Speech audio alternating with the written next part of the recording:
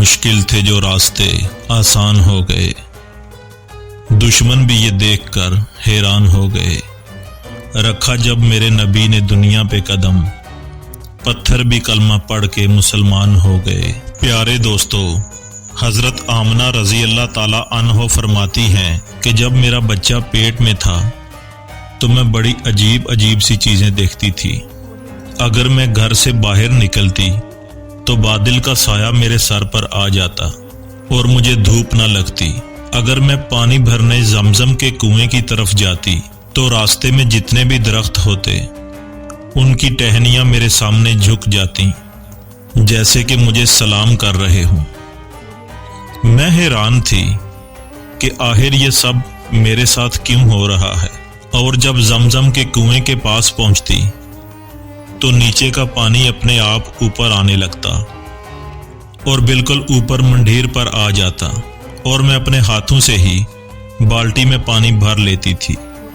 मक्का की औरतें मुझे जमजम के कुएं के पास खड़ी रखती थीं और मुझे जाने नहीं देती थीं।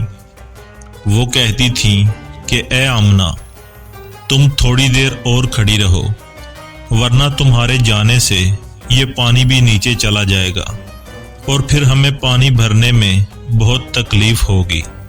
इसी तरह हज़रत आमना रज़ी अल्लाह ताला अन्हो फरमाती हैं कि मैं औरतों से सुना करती थी कि जब पेट में बच्चा होता है तो माँ को बहुत ज़्यादा तकलीफ़ें झेलनी पड़ती हैं।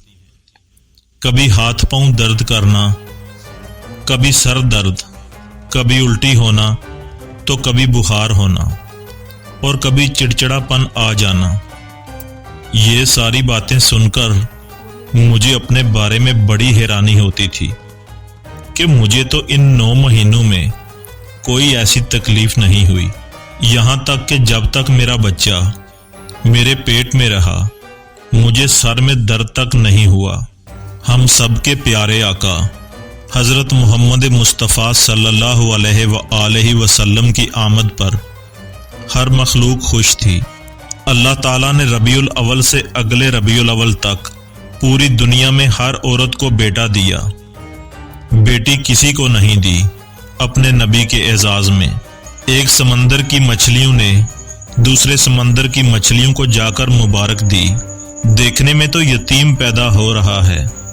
आलम में तब्दीली इस तरह आ रही है कि बुत गिर रहे हैं, आग बुझ रही है, आसमानों पर चिरागां, समंदरों में खुशियां, फिजाओं में खुशियां। ज़ाहिरी असबाब ये हैं। और जब आप सल्लल्लाहु अलैहि वसल्लम पैदा हुए तो आपका नाफ काटना नहीं पड़ा, कटा हुआ था। आंत के साथ जकड़े हुए नहीं थे, कटे कटाए, खतना हुआ हवाया और धुले धुलाए पैदा हुए। एक आप सल्लल्लाहु अलैहि वसल्लम के जिस्म पर गंदगी का निशान नहीं था और पैदा होते ही सर सजदे में रख दिया और उंगली को आसमान की तरफ उठा दिया।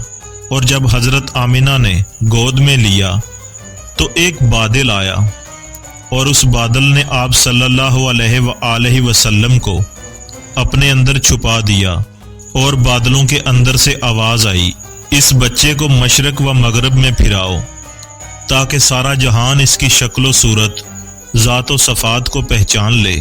हज़रत इब्ने अब्बास से मरवी है, वो बयान करते हैं कि जब ताइफ के बादशाह तबा ने मदीना पर चढ़ाई की थी तो उसने ऐलान किया था कि शहर मदीना को वीरान कर दूंगा और इसके रहने वालों को अपने उस लड़के के इंतकाम में कत्ल कर डालूंगा जिसे उन्होंने फरेब और धोखे से कत्ल किया है। उस वक्त सामवी यहूदी ने, जो उस वक्त यहूदियों का सबसे बड़ा आलिम था, उसने कहा, ए बादशाह, ये वो शहर है जिसकी तरफ बनी इस्माइल से नबी आखिरुज़्ज़मान सल्लल्लाहु अलैहि वसल्लम की हिजरत होगी। उस नबी की जाए विलादत मक्का मुकरमा है। उसका इस्मे गिरामी अहमद है। ये शहर उसका वार हिजरत है और उसकी कब्र अनवर इस जगह होगी। तो तबा यूं ही वापस हो गया। एक दिन बचपन में हुजूर सल्लल्लाहु अलैहि वसल्लम अपने चचा हज़रत अबू तालिब के साथ شام کے سفر پر روانہ ہوئے۔ راستے میں راہبوں کی خانقاہ کے پاس سے گزر ہوا۔ وہاں ایک بڑا راہب رہتا تھا، اس کا نام بحیرہ تھا۔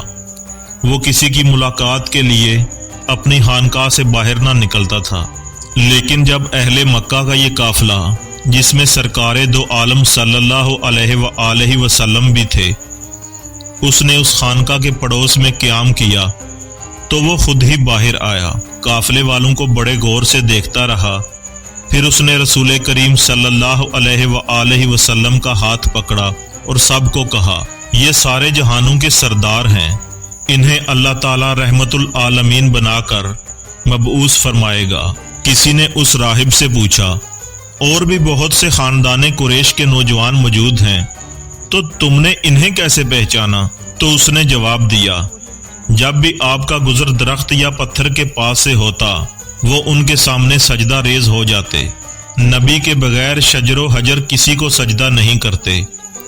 دوسری نشانی یہ دیکھی کہ جب ان کا قافلہ آ رہا تھا تو بادل کا ایک ٹکڑا ان پر سایہ کیے ہوئے تھا۔ آپ صلی اللہ علیہ وآلہ وسلم جدھر جاتے، بادل کا ٹکڑا آپ کے ساتھ ساتھ جاتا۔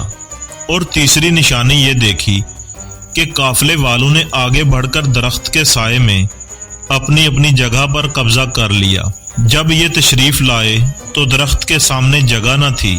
آپ صلی اللہ علیہ وآلہ وسلم بیٹھے تو درخت کا سایہ ادھر ہی جھک گیا جدھر آپ صلی اللہ علیہ وآلہ وسلم بیٹھے تھے۔ سبحان اللہ۔ علامہ شہاب حفاظی شارح شفا لکھتے ہیں کہ حضور صلی اللہ علیہ وآلہ وسلم اگر سنگ خارا پر قدم مبارک رکھتے تو اس کا نشان اس پتھر پر ظاہر ہو جاتا، تو لوگ ان پتھروں سے تبرک حاصل کرتے اور ان کی زیارت کے لیے جاتے اور ان کا احترام کرتے۔ سبحان اللہ۔ ایک پتھر مصر میں بھی تھا، سلطان قائبانی نے 20,000 پاؤنڈ میں اسے خریدا اور وصیت کی کہ یہ پتھر اس کی قبر کے نزدیک رکھا جائے، اور وہ اب تک موجود ہے۔ سنگ خارا پر قدم رکھتے تو اس میں حضور صلی اللہ علیہ وآلہ وسلم کے پاؤں کے نقش ثبت ہو جاتے، اور آپ صلی اللہ علیہ وآلہ وسلم اگر ریت پر قدم رکھتے تو کچھ پتہ نہ چلتا۔ سبحان اللہ۔